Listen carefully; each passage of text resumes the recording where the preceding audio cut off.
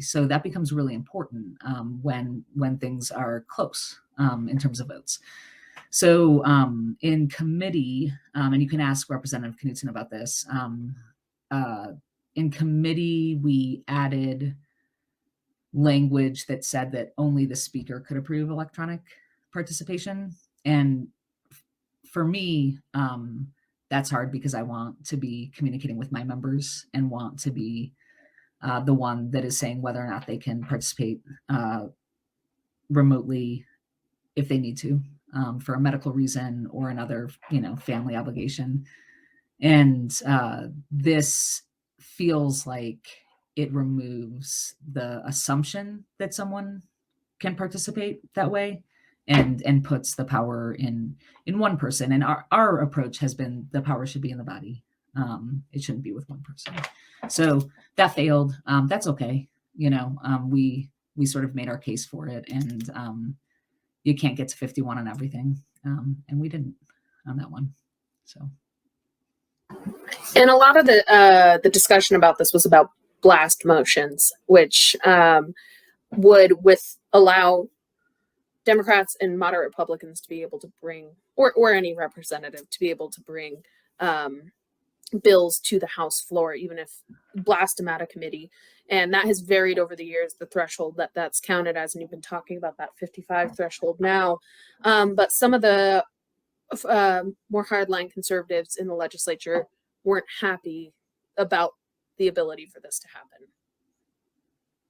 Is that the sense you're getting? What's the conversation been around this in blast motions? The sense that I got is that they didn't like it because it showed up in the vote on the board. And in some pretty heated, and I think, as you guys know, because you watched, over the top debate, I thought that a couple members crossed the line with accusations about our caucus, with accusations about members of their own caucus. And, it's important to me that we set a good precedent for decorum in the House of Representatives and that we have robust debate, but that it is debate that follows the rules of decorum, that treats every member with respect, that doesn't make accusations against other members. And I know, and the speaker and I have had a number of conversations about this. I know he agrees, and my expectation is that we'll take care of this, going forward. But the debate got a little heated, and, we think that a good idea that could get a majority vote on the floor should be able to have that debate on the floor. And the way you find out if it could get a majority on the floor is the blast motion that you referenced, Jackie. You get up, you make the motion. If it gets 51 votes, if I got my way, which I didn't, but in this case, 55, it gets a full debate on the floor, and then we vote on the bill.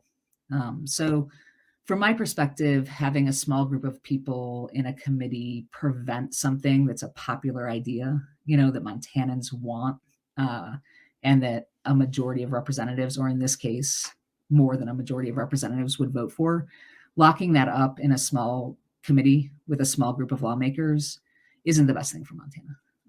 And so I think, it was a compromise. What happened on, was it just yesterday? Just yesterday. It was yesterday. Oh, it's 24. Yeah.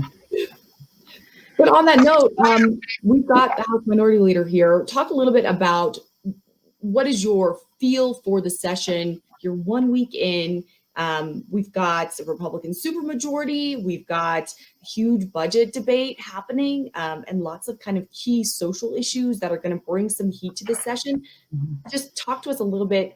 What do people need to know about this week from your perspective? Yeah, I guess, and Jackie, both of you know, because we've talked before, our caucus is diverse and talented and excited to push a platform that really centers making the Montana economy work for working families. So you have our platform document.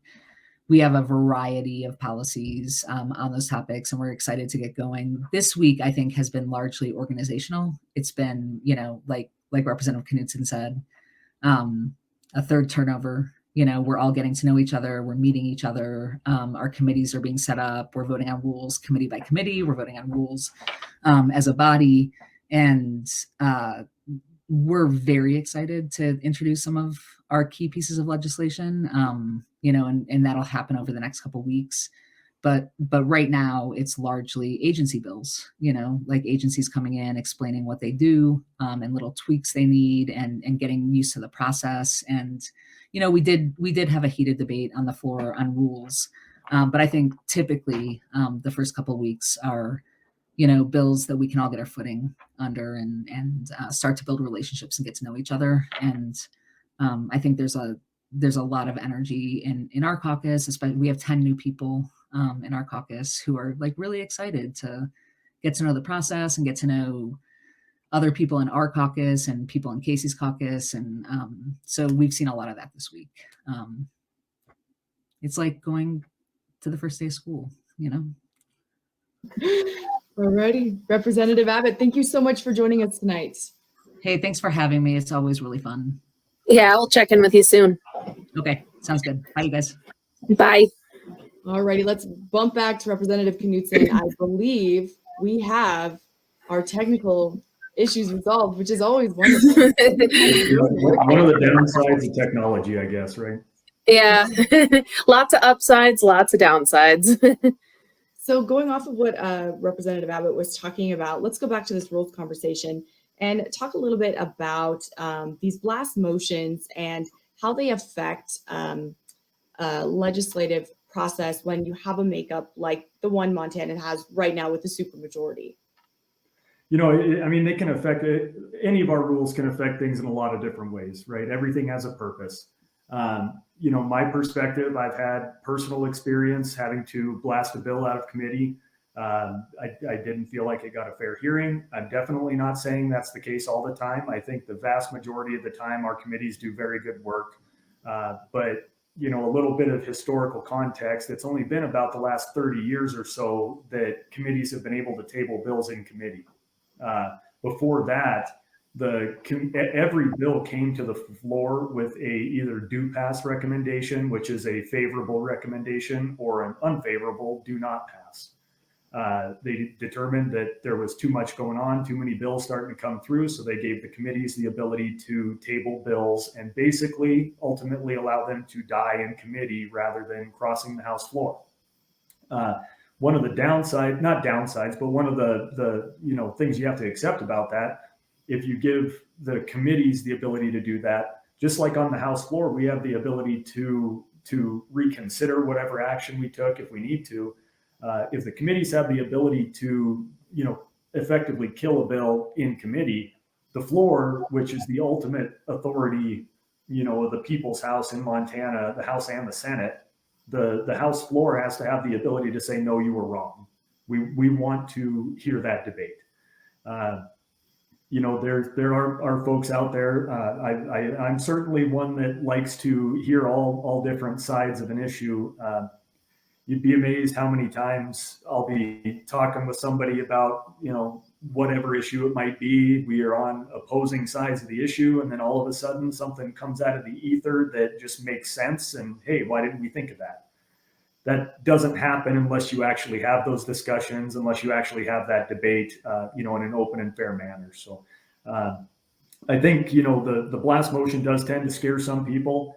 It tends to, make people think you're undermining the work of the committee, which I can appreciate that opinion. I just, I don't necessarily agree with it. I think you need to have a blast motion that is a high bar. It's still difficult to attain, but it's within the realm of possibility.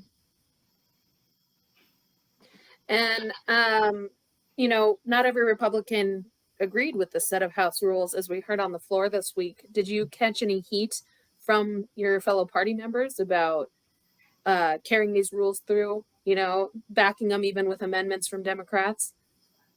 We're all pretty opinionated. It's interesting when you get down to Helena and you have 150 members of the legislature that are all type A personalities. We all think our ideas are best, and you're going to butt heads no matter who you're dealing with. You're never going to agree 100% with anybody. And I have no problem, as long as people are as respectful as possible. I have no problem with people disagreeing with me. Personally, I think it's healthy. I tend to learn more when people disagree with me than when people just tell me I'm right all the time. But no, there's not too much heat flying around. People generally are pretty good about accepting the fact that we all have our own opinions. We're all independent thinkers. And at the end of the day, the body's going to do what the body does. So. And other than House rules, I see you have some bill draft kind of placeholders filed. And last session, we saw you do a lot of work around the Milk River. And what can we see from you this session now that rules is kind of out of the way? Well, we are definitely, myself and working with some of the other members of the legislature from up in that neck of the woods, the Milk River area, we are definitely working on trying to come up with a solution for that. It's a project that is 100 and something years old, and it's in dire need of replacement. It's been it has been the governor's #1 infrastructure project since he got into office, since his first campaign for the governor's office even. So I'm really looking forward to working with the executive and the Senate and even our federal delegation with some of the work they've been doing on flipping that cost structure to be able to make it a little bit more affordable. The way I look at it, most of the increase in cost is because of regulations the federal government has put on things. So, I think we should flip that cost structure around a little bit, and they can pay for a little more too if they're going to make it more expensive. I swear some of the nicest Montanans I've ever met are from Malta. It's always nice going up to report on the High Line and saying hello to them. Well, I hope I'm one of them. Yeah, well, yeah, now you are. You stuck with us through technical problems, so you're high on the list now. Thank you so much. I'm really looking forward to this session, though, just in general. I think we have a lot of opportunity now. The rules are laid out in front of us. Everybody knows what they are. There's no more question marks as to what might come out of committee, what might pass the floor, where are we?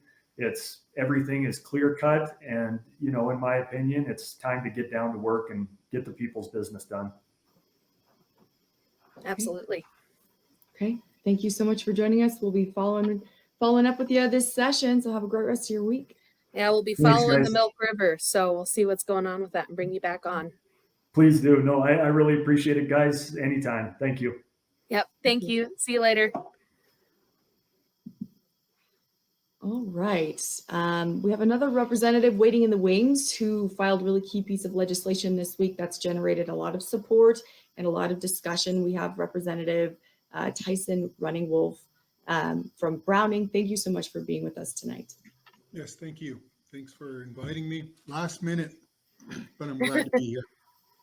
We're happy to have you here. You've been in front of committees a couple times this week, all about legislation carrying bills regarding the Missing and Murdered Indigenous Persons Task Force. Tell us a little bit about the 2 bills you brought to the Judiciary Committee this week. Well, actually, I only brought the one so far, and then we kind of bumped House Bill 163 to a later date here, probably in another week and a half. There were some issues on some of the funding that we wanted to make sure that we got hashed out before I brought that Missing and Murdered Indigenous Task Force group bill forward, because I want it really strong. I don't want to have no issues and no problems when we get ready to bring it forward. But we did bring House Bill 18 forward, and it was one that came out of our State Tribal Relations Committee, interim committee, during the interim session.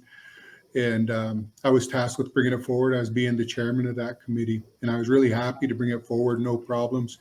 And it basically was about missing persons in Montana and making sure that it was a community-based missing persons response grant that's available out there, not just for Native communities, but for all communities that have local-based action groups that are on the ground, that are search and rescue and peer support groups and canine units and all of the ones that are not federally funded, but want to be players in the game. And they've been active in their communities at the local level, but they've never had the mechanism to really have the funds or a place to get funds to help them as a united front. And so this grant program that will be out there will establish an account for them so that we can set up the dollars that we're asking for this session, and then also from private donors that have that want to contribute to that effort. Sometimes the donors that sit out there don't directly want to just give it to the people without any kind of mechanism to move that money.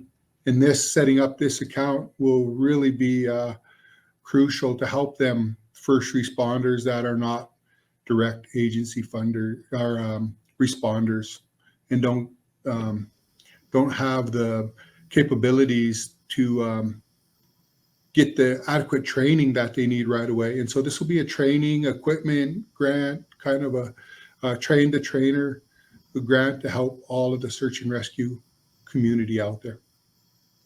This is a really interesting solution coming out of, I think maybe we've observed in the past few years, like a growing effort among community groups. I'm thinking of groups in Missoula that search for Jermaine Charlo and are still doing searches for Jermaine Charlo, who went missing. I think that was 2019. Yeah, I think so. Yeah. Okay. And so this is kind of so we know that it's federal agencies that are responsible for the safety of Indigenous communities. They might be very short-staffed and not have enough people around to respond immediately to someone who is missing or endangered. So set the stage a little bit for us about why this solution rose to the top in terms of this task force trying to develop mechanisms with resources that are already available, these community groups that are interested in doing something. Just talk a little bit about how this came together and identifying this as a good big step this session. Well, you talk about, well, first, this bill was brought through last session, and it made it all the way almost to the end, but I don't think people could grasp the concept that it was really setting up that account so that funds could get to the local level. And that's where we always kind of drop the ball when we're trying to help at local control and at that critical time frame, because that in that critical time frame from the first couple hours to the first 24 hours, you have law enforcement people working with volunteers and other agencies right there. And sometimes the volunteers and the local people that are involved have the local knowledge of the things that are happening out there. And sometimes them folks that are there at the ground level, that are vested in their communities, that are their own people, have the best intentions, but sometimes they don't have the greatest training. Or sometimes they don't have the best communication of dissemination through the information that's at hand. And so they kind of either get left out of the loop because of the lack of knowledge, lack of communication, and also lack of training. So if they see an incentive of building these little small task force of these folks that are volunteers and at that local level, and they have the adequate training, it is the most effective time for preserving that site in either capturing a perpetrator or finding a person that's really lost and missing at that time and moment. So it really is boots on the ground, action-oriented, call to action kind of legislation that is really what Montana is based on. And Representative Running Wolf, I want to ask you about the task force in general. We've had it funded a couple sessions now, and it's been looked at nationally as a model for how well this can be done. Tell me a little bit about the task force and the example it's setting in addressing the MMIP crisis. Yeah, well, one of the best things that's with the task force, again, is the appointment of the correct people that are at the table, working with the governor's office on, and working with the attorney general, or attorney's general office on the Centennial project on getting that database built and the access and ease of using it. So the task force is right involved with the Department of Justice on developing what really needs to happen there. And there's 17 different players that are all involved sitting at the table trying to figure this out and trying to break down them barriers of jurisdiction. And that's what's always been there. And jurisdiction is on the second thought, and finding the person's on the first thought of how it's been. And it's really caused local people to use all the resources available of technology, of multimedia, and this new database that sits out there. So I think that's why this project's been so good. That revising, extending the Missing Indigenous Persons Task Force group, that bill HD 163, like I said, is going to be out here in another week and a half. And we wanted to get it right, even though things are going right. We wanted to make sure we get it totally right, because we know the whole nation is watching, and even people across the border in Canada, which Missing Murdered Indigenous Women movement was the very first one that started, and then it went to the Indigenous persons and in persons in general. So we've kind of expanded it right hand in hand together across border and across the whole nation. One of the key points that's sitting out there on that revising the extended Missing Indigenous Persons Task Force group is making sure that we get a full-time position that's dedicated to of helping the effort.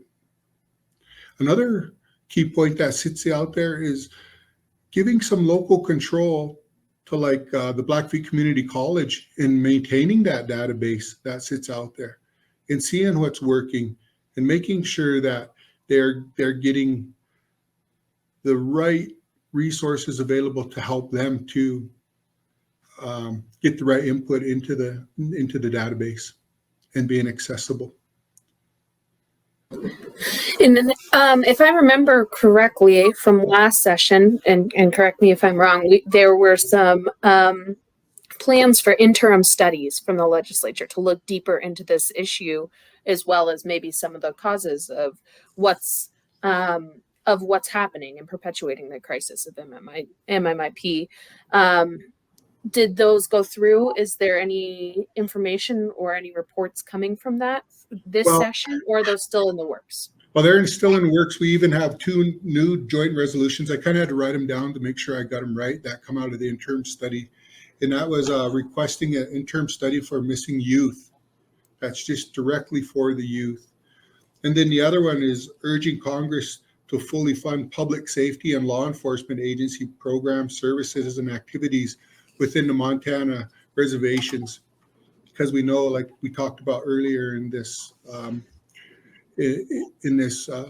Face the State, is that a lot of the jurisdictional responsibility does fall back on the federal government, and making sure that it's also highlighted in part of their main objective of helping tribes help themselves. And back to the renewal of the task force, there's language that would also add a member from the Office of Public Instruction to that task force. Is that related to missing youth, or why bring in someone from OPI? That is related to missing youth also. And we also think that there's resources that OPI has insight.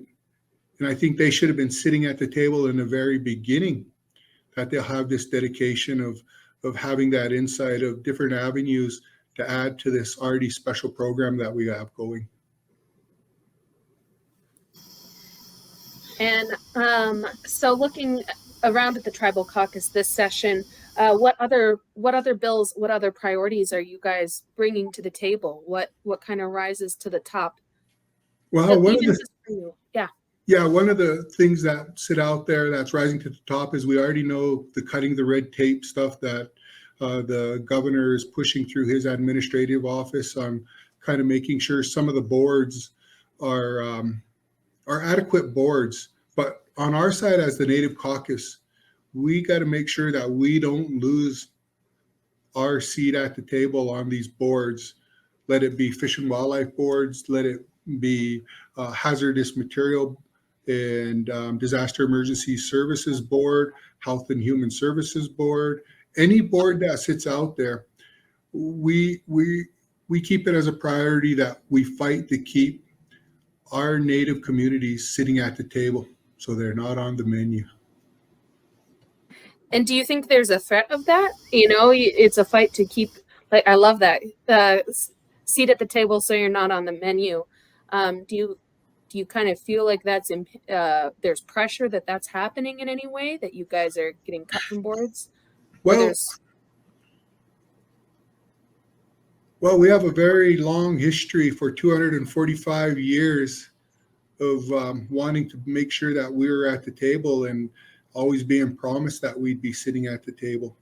And sometimes we just didn't have the voice to say it, but I think we have such a strong caucus right now with returning members, both in the House and the Senate, that have that obligation to make sure that we're at the table and that we're always have that suspicion that for some reason we're going to be left out.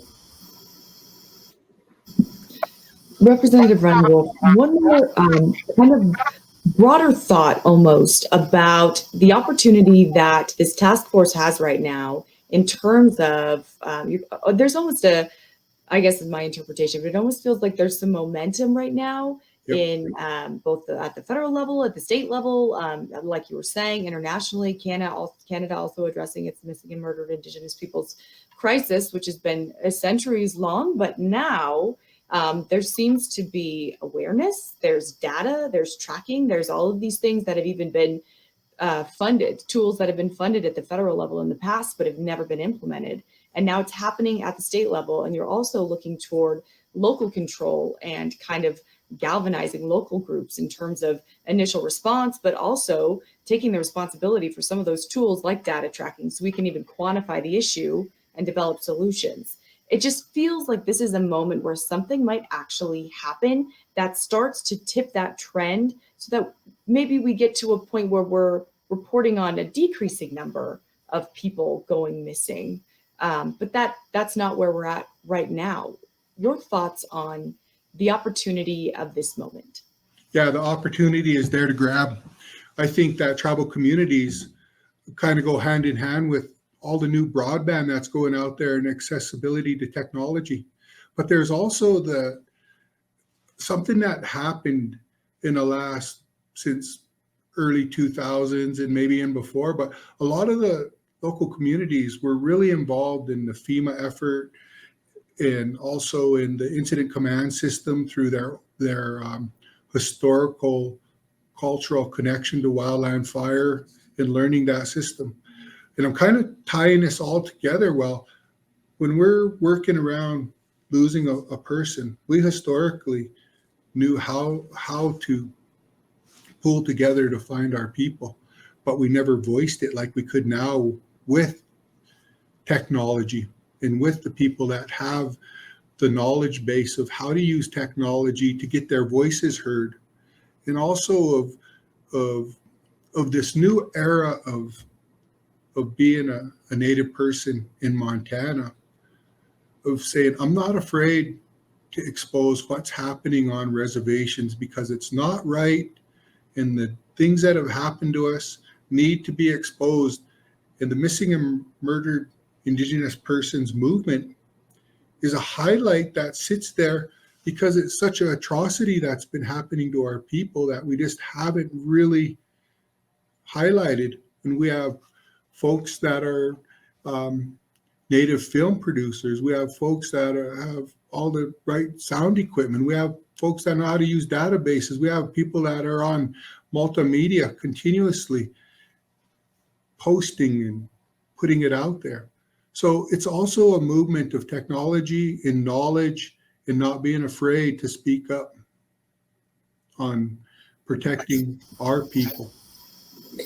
Do you think social media has played a big role in that? Hands down, because right now we don't have to wait for the local law enforcements to get on multimedia and say, hey, listen, I got a niece missing and she's been gone for three days now and nobody's hearing me. And then it just spreads like wildfire because it really is a concern. We either find them or we get leads or we know, and then we post located, found them, we're there, we're rolling. So it is a game changer of people not being afraid to step up on their own to find our own. Representative Randall, thank you so much for joining us this evening. Thank you for all of your explanations and for taking all of our questions. We'll be following your work throughout the session. Hope to have you on again on Face the State. Thank you for having me. Yeah, thank you. See you later. Oh gosh, the power of stories and storytelling. That's something that's actually sort of risen to the top in like recent interviews I've done on MMIW or MMIP issues. It's just sort of this sense of like, now we can talk about this. Now it's we're kind of peeling back shame in order to kind of address these issues head on instead of avoiding them or hiding them or frankly not bothering to get good data in place so that we can address the issues. So really interested in seeing what their task force comes up with this session. Yeah. The last couple of sessions, Augusta, it's been really powerful and interesting and engaging to follow.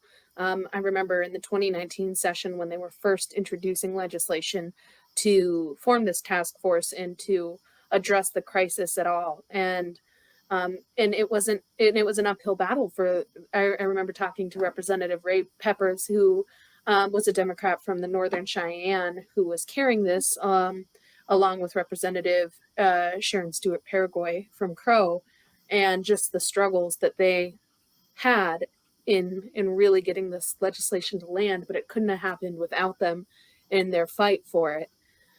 And it was truly, truly incredible.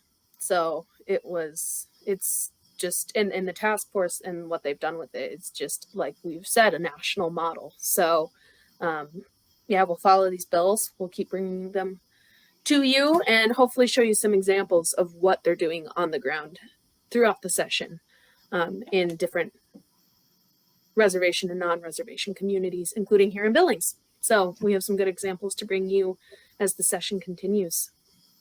Okay. Would like to air an interview bite with Representative Zoe Zephyr, who is the first transgender woman to be a representative in Montana. And I had an interesting interview with her as she was still representative-elect, and she kind of shared her thoughts about what she was going into this session.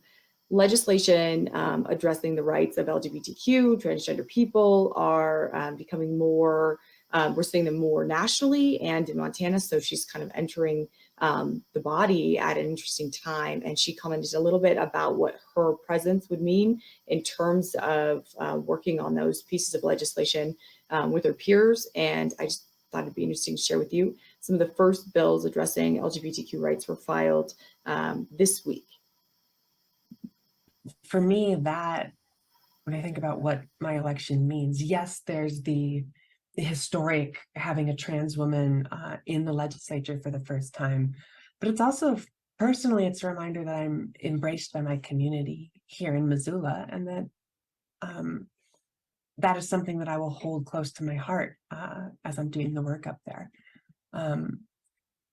It will be valuable to have a trans person, to have trans people alongside S.J. Howell in the legislature. Last session in 21, we saw a bunch of bills be proposed, and some of them were stopped.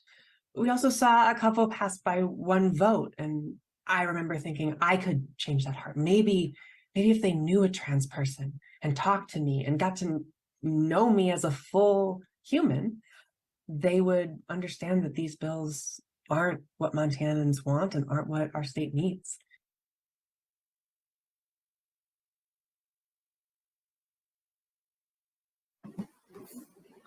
Oh, you might be muted, Augusta.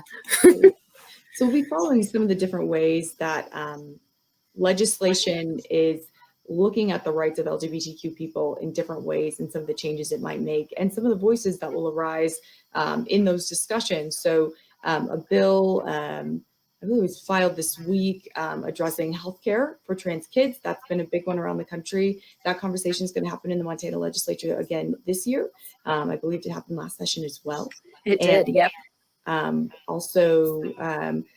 You know, there'll be kind of a broad swath. So it's kind of a segment of what happens at the legislature this session that we'll be looking at closely. And there will be, I think there'll be some of the most hotly debated issues.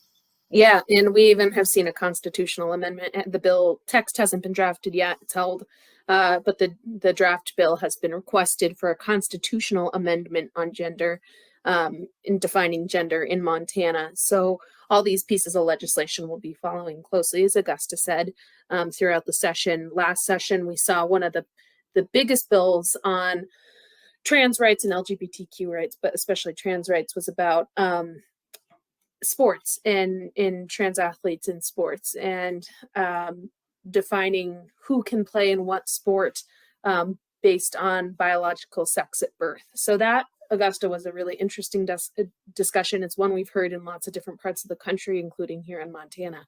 So yeah, like you said, they're some of the most hotly contested bills, and they draw some of the largest lines of public testimony, as we saw last session as well. So it's interesting to hear how the public weighs in on these as well. Yes, our MTN senior political reporter extraordinaire, Jonathan Ambarian, who stakes out at the Capitol. Jonathan, thanks for being with us this evening. Thank you guys for having me again.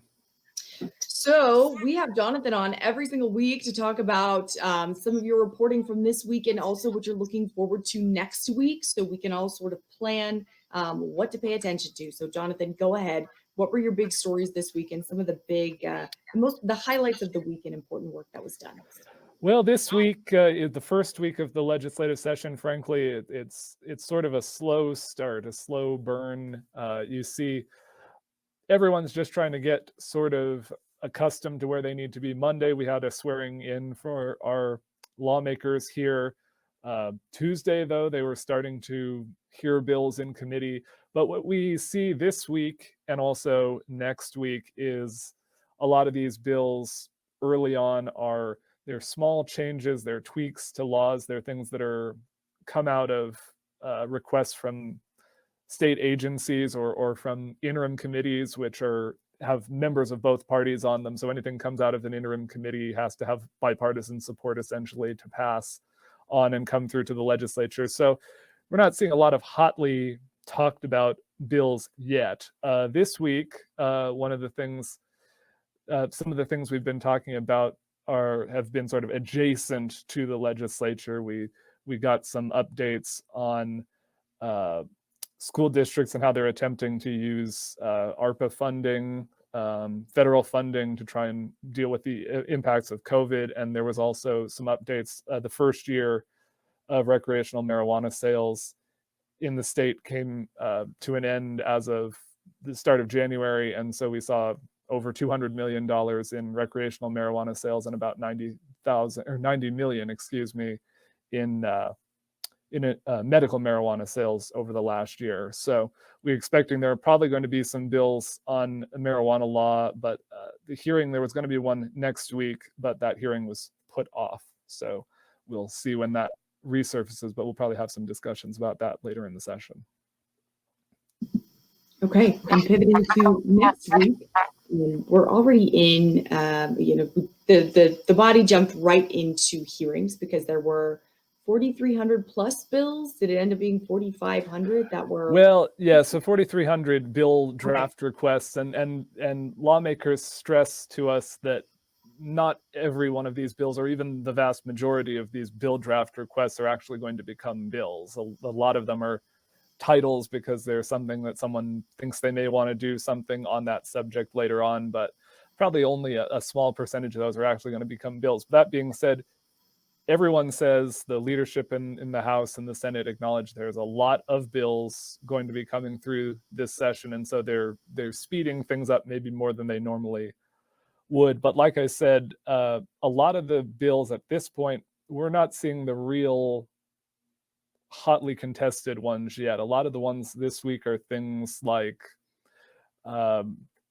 just tweaking some law, and one of the things that we're seeing a lot of are Governor Gianforte talked a lot about trying to cut red tape, and so a lot of bills are coming up this session to try and simplify some parts of state code, or eliminate boards that they feel maybe are redundant, or consolidate some boards together or responsibilities, and just try and streamline the operations of state government. And Jonathan, the governor held a press conference today, Thursday, trying to urge his tax cuts to go through. I assume you were there and listened Yes, in. Yep. We're there for the press conference.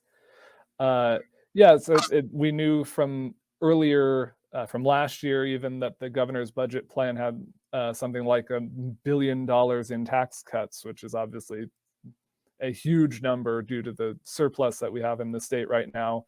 And he was again out there saying he hears from people out there that they want tax relief dealt with quickly. And he was saying he was encouraging people to call their lawmakers and tell them they want these tax bills to get passed and go to Gianforte's desk as soon as possible. So several of the bills have been introduced. They haven't had any hearings scheduled for them yet, but we're expecting that probably be coming up pretty soon. And there's even discussion, at least there was before going into the session when he first announced $1 billion in budget cuts, or in tax cuts, excuse me, that that there might be Republican lawmakers who say that's not enough. We want more. Have you read any of the tax bills yet, or have you gotten a sense that there might even be bigger breaks out there proposed, whether they pass or not? Well, I haven't had a chance to go through all the proposals yet, but it certainly wouldn't be surprising. There are always some different views on taxation, and certainly I think one of the things that we saw during the interim was that there were members of the Republican caucus who said we should call a special session and come back immediately and pass some tax relief last year out of the normal budget cycle, because they said people are dealing with inflation and the effects of that, and it's having such a hit that they wanted tax relief sooner and to a greater extent maybe of the budget surplus. So I think it's certainly something that's going to be discussed. Great. Jonathan, thank you so much for coming on with us this evening. Thank you, Jackie. And to all of our viewers, we're going to be doing the show every Thursday night live here on Facebook for the duration of the session. So you've got 3 more months of us sending you notifications to please watch this show, because it is important. And even in these slower moments where we're kind of going over like the meat and potatoes aspects of lawmaking, like the rules and some of the nitpicky things, it's still critical. It's a learning opportunity for all of us to understand the process better, because sometimes the most important changes come in the tiny mechanisms of how the law works and how our laws are created. So if you have any ideas for or you're curious about something, or you've heard something that happened with your local lawmaker and you don't know what's going on, reach out. We're very accessible. So don't be a stranger, and feel free to share the show and make sure that it's on your calendar every week, because we'll be here at 6 on Thursdays. And you can also catch, if you like streaming on the app, you can put this on your Roku TV or whatever app-based device you use on the local MTN News streaming app that so here in Billings it's Q2, Missoula it's KPAX, etc. So around the state, this show will be streaming 8 p.m. Friday through Sunday. So if you want to watch it in that format, and we'll also have some more information and some updates from the week in that version of Face the State as well. So yeah, and if you have questions for us or your lawmakers, if you're watching this on Facebook Live, let us know. Comment on it. We'll bring them up. Thank you all for joining us. Thank you, Jackie. Thank you, Jonathan. Thank you, Augusta. Thanks, Jonathan. Thanks, You Augusta. guys have a great Thursday. See you next week. See you next week.